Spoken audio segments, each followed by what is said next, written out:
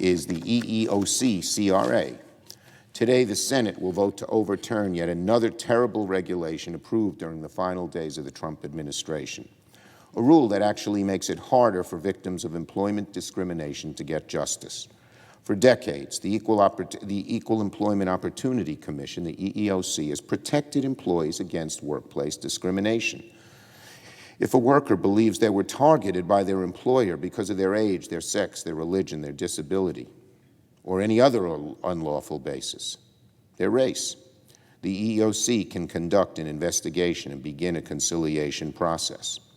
Rather than force employees to sue in court, where well-heeled corporations can afford high-priced lawyers and the plaintiff almost has no chance of winning, conciliation gives the EEOC the power to fight on workers' behalf against discriminatory behavior and win some speedy and effective results.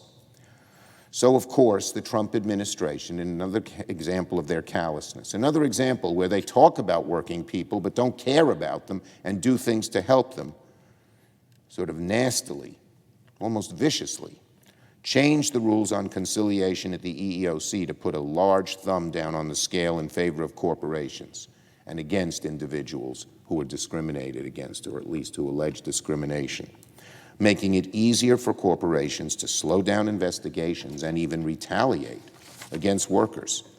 Today's vote would use the Congressional Review Act process to immediately repeal this rule change.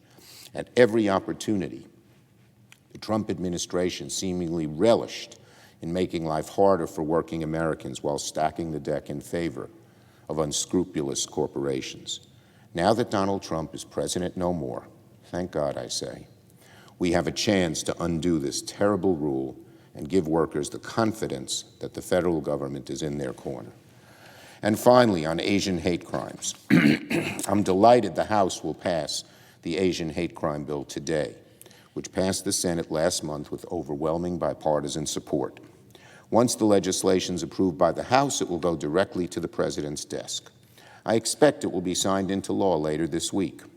Discrimination against Asian Americans is sadly not a new phenomenon in our nation's history, but the pandemic brought old biases and prejudices back to the foreground.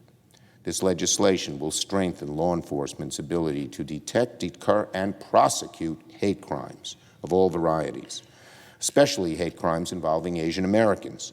And it sends a powerful message of solidarity to all our friends in the Asian American community, so important, so vital, so strong, and an important piece of the puzzle of how we build a better future in America. I thank my colleagues from both chambers, from Senators Hirono and Duckworth in the Senate to Representative Meng in the House, and all those who improved the legislation through the amendment process here in the Senate. Today, we're another step closer to making progress in the fight against racial discrimination and violence aimed at Asian Americans in recent months. The Senate can be proud it took the lead. I yield the floor